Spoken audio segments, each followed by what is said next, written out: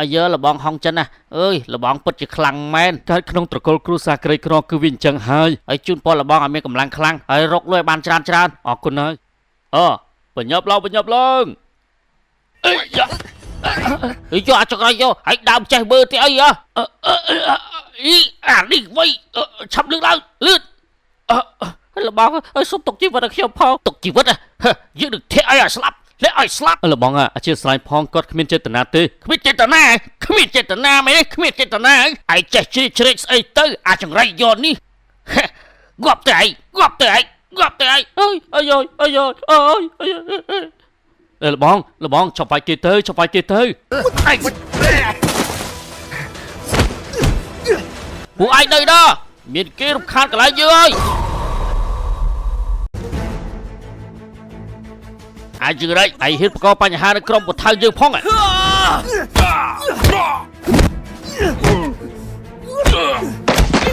លោកឌូនៅណាងាប់បាត់អស់ហើយទៅដឹងខ្ញុំនៅទីនេះលបងតើមានបញ្ហាអីទៅឯងមើលកូនចៅរបស់ឯងទៅវាហ៊ានវាយយើងតើឯងចង់រស់ស៊ីនៅទីនេះទៀតទេលបងធំសូមលោកកុំខឹកអីខ្ញុំនឹងប្រាប់គេហងចិនឯងត្រូវបានយើងបណ្ដេញចេញហើយឆាប់ចេញទៅអញ្ចឹងឲ្យថ្លៃឈ្នួលខ្ញុំមកឯងត្រូវការប្រាក់ឈ្នួលទៀតមែនទេបង្កបញ្ហាដល់ថ្នាក់នេះហើយឯងនៅចង់បានប្រាក់ទៀតមែនទេឆាប់ចេញទៅណាហើយលោកទៅកែគ្រប់យ៉ាងគឺជាកំហុសរបស់វាទាំងអស់នោះវាជាអ្នកបង្កបញ្ហាឆាប់ចេញទៅ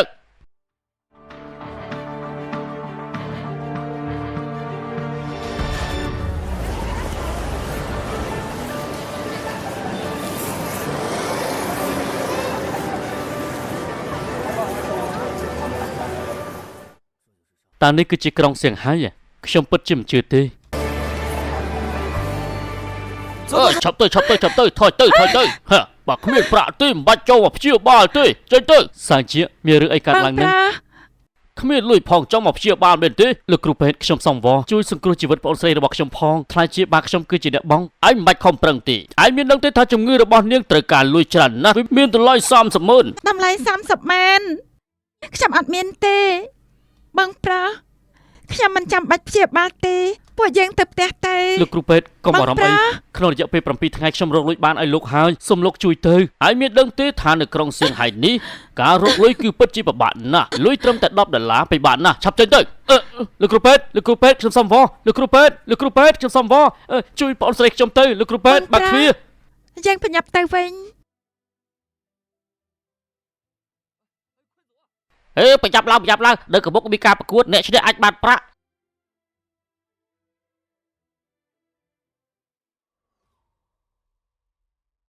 លោកចៅអស្ចារ្យ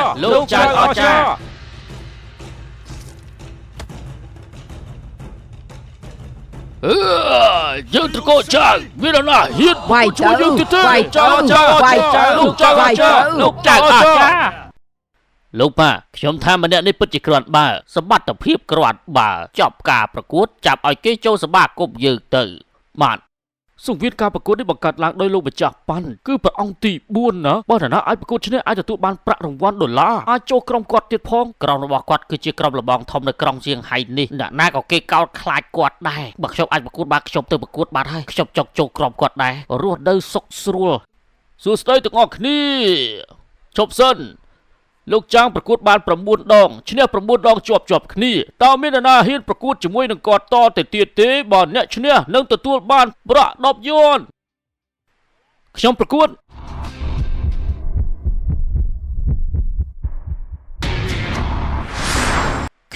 ជាមួយគេមិនដឹងថាអាល្អិតតូចនេះមកពីណានោះទេខោមិនខោអាវមិនអាវមើលទៅដូចជាឆ្កែឆ្មាអញ្ចឹងហ៊ានមកចូលប្រកួតផងគេពិតជាមានភាពក្លាហានណាស់អាទី3ឯងត្រូវតែយកចិត្តទុកដាក់មើលគេបន្តិចទៅណាបាទបងប្រាខ្ញុំអត់ព្យាបាលក៏បានដែរពួកយើងទៅផ្ទះវិញបងស្រីកុំបារម្ភអីពេលនេះយើងកំពុងតែត្រូវការលុយបើបងអាចរកលុយបានបងអាចព្យាបាលបងស្រីបានហើយ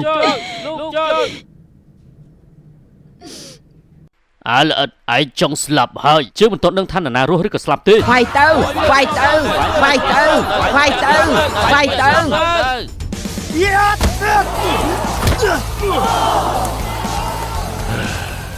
អាល្អិតឯងមានស្និតអីទៀតឆាប់ចេញមកសម្បត្តិភាពក្បីនេះពិតជាគ្រាន់បើលោកប៉ាហ៊ានភ្នាល់ទេខ្ញុំគិតថាគេមិនអាចឈ្នះទេចូលមក ទី2អុកនេះឯងលេងយ៉ាងម៉េចដែរយ៉ាព្រះអង្គម្ចាស់ដើមឈើខ្ពស់តែតែមានភាពតាក់ទាញអំពីខ្យល់នេះជាអ្វីដែលលោកបានបង្រៀនខ្ញុំវាយវាស្លាប់ទៅវាយវាស្លាប់ទៅវាយវាស្លាប់ទៅវាយវាស្លាប់ទៅហងច័ន្ទហងច័ន្ទហងច័ន្ទ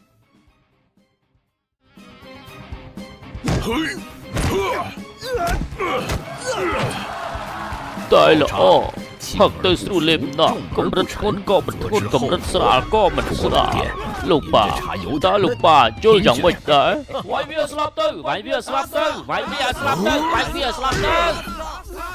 ត្រកូលចាងនោះមានកម្លាំងខ្លាំងណាស់ក្បាច់គុណពូកែតែចំណែកអុកគឺខុសគ្នាអុកកំពុងតែនៅលើក្តារបើឯងបែកអារម្មណ៍កំពុងតែលេងជាមួយយើងដោយមិនជោគចិត្តទុកដាក់នោះវានឹងធ្វើឲ្យឯងបរាជ័យវាយវាស្លាប់ទៅវាយវាស្លាប់ទៅវាយវាស្លាប់ទៅវាយវាស្លាប់ទៅវាយវាស្លាប់ទៅវាយវាស្លាប់ទៅវាយវាស្លាប់ទៅវាយវាស្លាប់ទៅ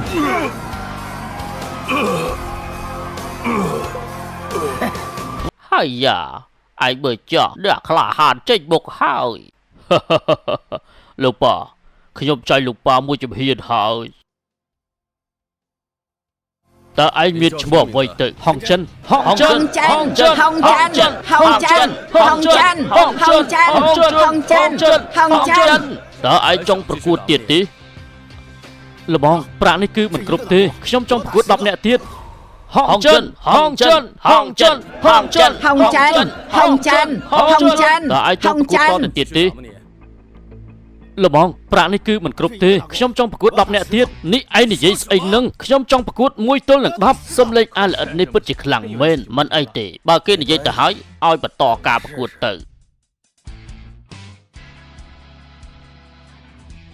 ក្នុងចំណោមអ្នកទាំងអស់គ្នាមានអ្នកណាហ៊ានប្រកួតជាមួយនឹងគាត់តទៅទៀតទេឈ្នះអាចបានប្រាក់ដុល្លារហើយខ្ញុំគិតថាគាត់ទៅឈួតដោយសារតែលុយហើយយប់វាយទៅយប់វាយទៅខ្ញុំលើវាយទៅខ្ញុំដែរវាយទៅខ្ញុំវាយទៅខ្ញុំដែរខ្ញុំបងប្រាសាយប្អូនខ្ញុំមិនបាច់ព្យាបាលក៏បានដែរពួកយើងទៅវិញមិនល្ងងបងមិនអីទេជើងអាចមានប្រាក់ព្យាបាលបានណាបងប្រា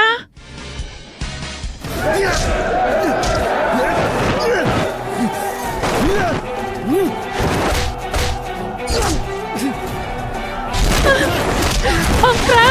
កុំអីបងប្រាបងប្រាកុំអី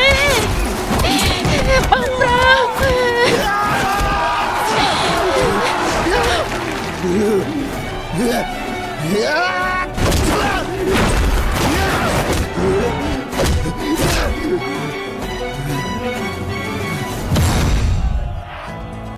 ហងចិនហងចិនហងចិនហងចិនហងចិនហងចិនហងចិនហងចិនហងចិនហងចិនហងចិនគូឲ្យចាប់អារម្មណ៍ខ្លាំងណាស់ចាប់អារម្មណ៍ណាស់អាទី3បើឯងទៅសាក់លបងជាមួយគេទៅបានចប់សិនយើងចង់ប្រកួតជាមួយឯងថ្ងៃនេះខ្ញុំចង់ប្រកួតហើយខ្ញុំបានប្រាក់គ្រប់គ្រាន់សម្រាប់ជាបានប្អូនស្រីខ្ញុំហើយថាឯងនិយាយឲ្យឯងអាចទៅបានឯងស្ដាប់យើងឲ្យច្បាស់យើងចង់វាយជាមួយនឹងឯងកុំឲ្យយើងនិយាយច្រើនយើងចង់វាយជាមួយឯងគាត់ឈ្មោះថាប៉ៅឡាវសានគាត់គឺជាអ្នកគ្រប់គ្រងនៅក្រកសៀកហៃនេះបន្ទាប់ពីឪពុករបស់គាត់គេឈ្មោះល្បីខ្លាំងណាស់លោកម្ចាស់ទី4មានកូនប្រុសមានតែ3នាក់មានតែគាត់ទេដែលខ្លាំងជាងគេត្រូវហើយកូនប្រុសទី1របស់គាត់ហើយកូនប្រុសទី2បន្ទាប់មកគឺលោកប្រុសទី3នឹងឯងខ្លាំងជាងគេឥឡូវនេះចប់ហើយអ្នកឈ្នះមិនអាចចាក់ចេញទៅមែនទេត្រឡប់មកវិញ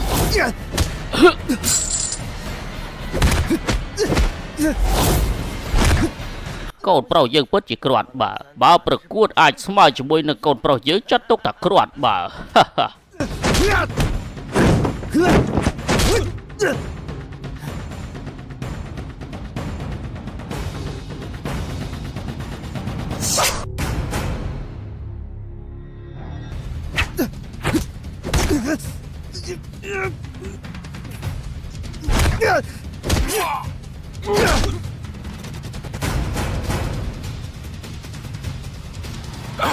ឈប់សិន